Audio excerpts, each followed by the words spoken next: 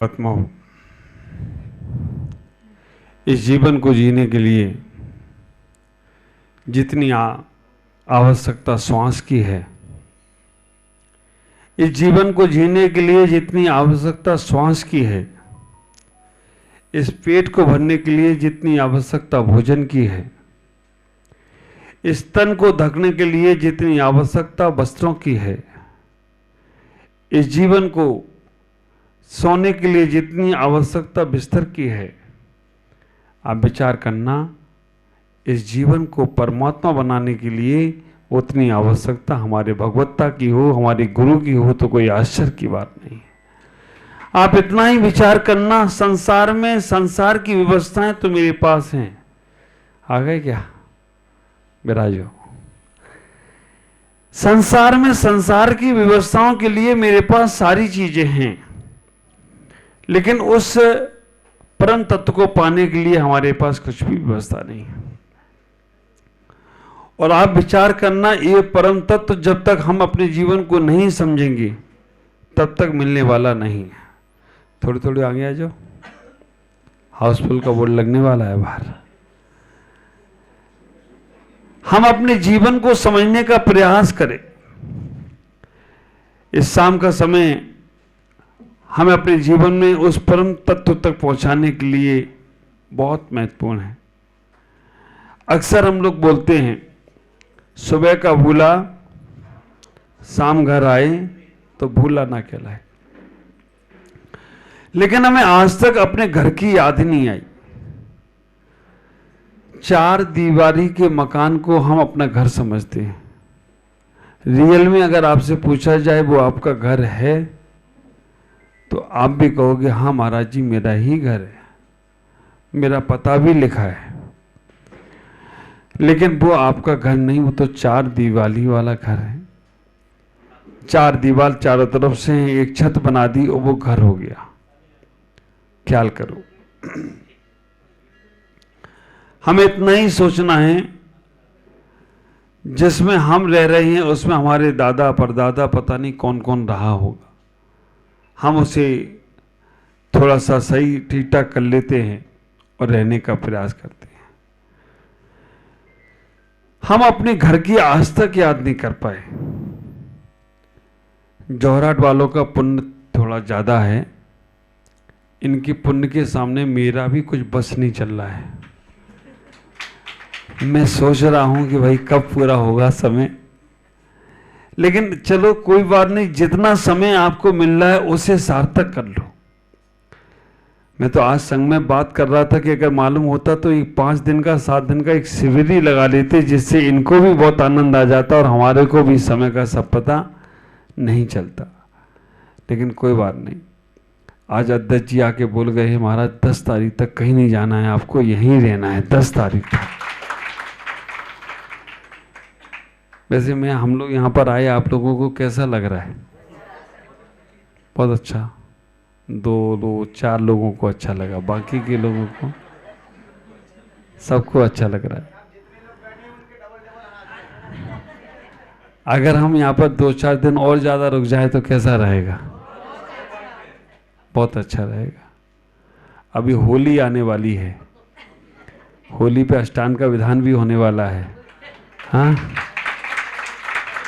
और 8 दिन का वो विधान, यहाँ तो सिद्ध चक्र विधान होते रही होंगे, आज तक नहीं हुआ? हुआ है।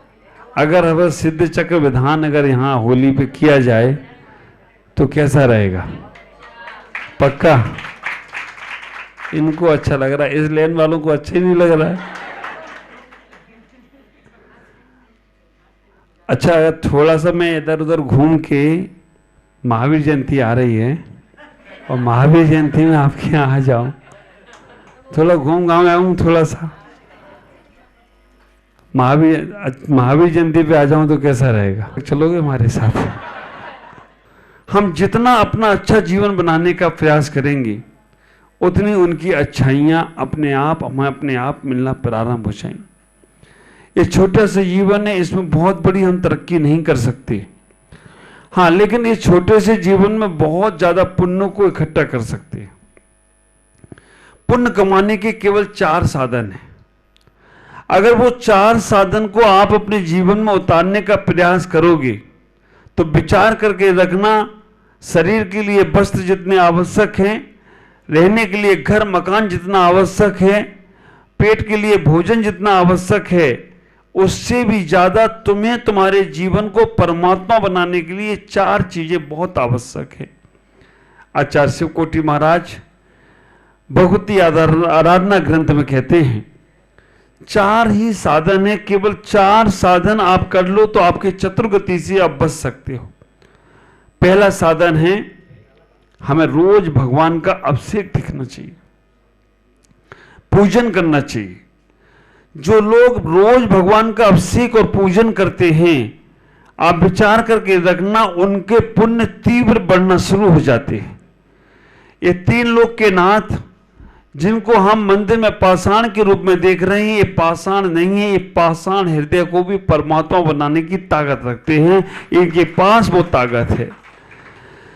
ख्याल करके रखना, अगर हमारे जीवन में पुण्य अगर बढ़ाना है, पहला कार्य हमें रोज भगवान का अभिषेक करना चाहिए। दूसरे नंबर पर, अगर तुम्हारे नगर में कभी साधु आ जाएं तो उनको आहार देना चाहिए, क्योंकि आप विचार करके रखना, कई जन्मों के पुण्य जब उदय में होते हैं तब साधु संतों का समागम प्राप्त होता है। तो हमारे नगर में कभी साधु आ जाएं तो उन्हें आहार देना चाहिए, दूसरा पुण्य।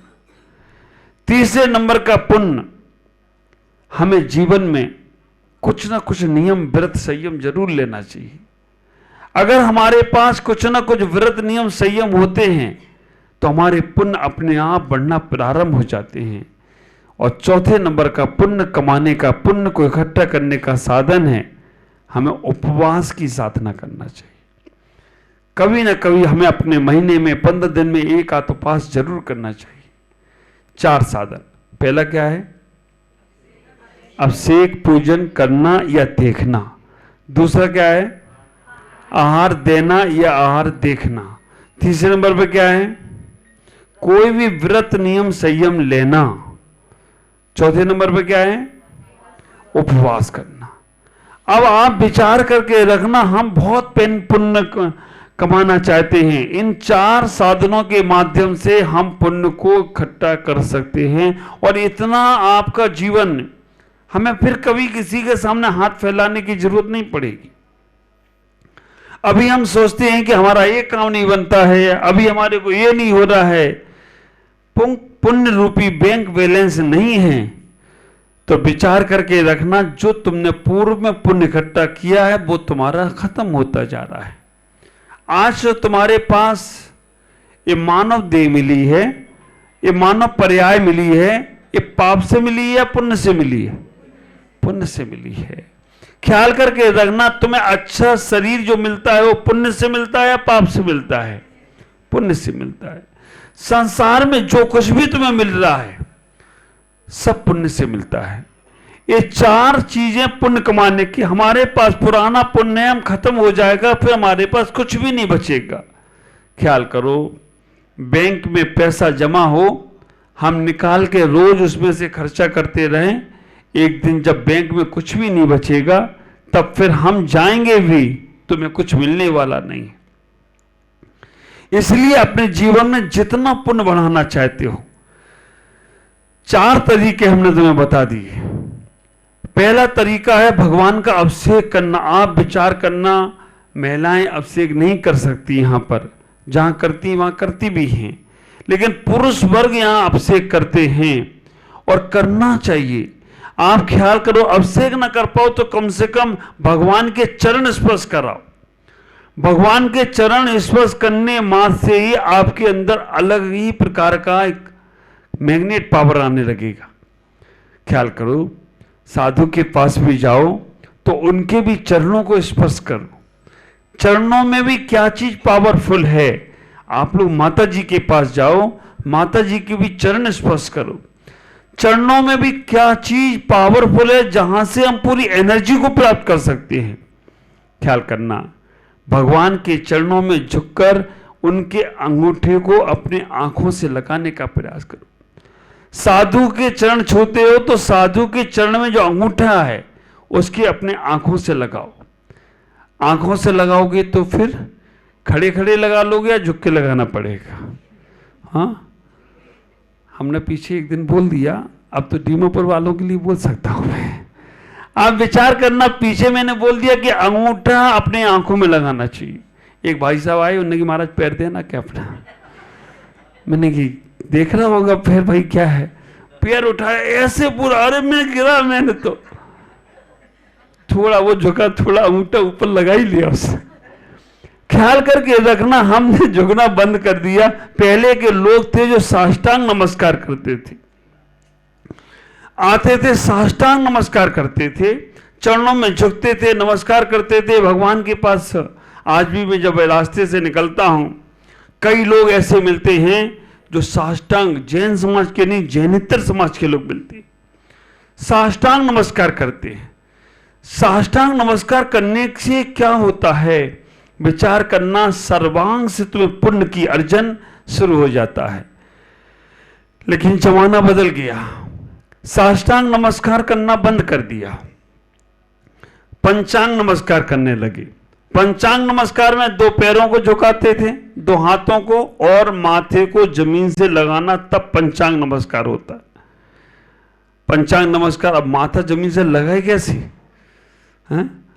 नहीं लगता है। पंचांग बंद, 4 अंक का हो गया, बैठ जाएंगे हाथों को। अब 4 अंक का ही बंद हो गया, 3 अंक का, 2 हाथ और 1 माथा झुकाएंगे, 3 अंक का नमस्कार। कहीं कहीं तो लोग सलूट मारते हैं। गाड़ी चला रहे हो, मोटरसाइकिल पे जा रहे हो और मोटरसाइकिल पे उन्हें हाथ छोड़े तो गड़बड़ा जाएगा, तो एक हाथ उसके हैंडल पे और एक हाथ से ऐसे, और कई कई लोग तो छोड़ देते हैं हाथ और ऐसे, नमस्कार महाराज। हमने तो नमस्कार करोगे तो तिरस्कार हो जाएगा, हैंडल घूम गया तो मेरा तो गड़बड़ा जाएगा मामला।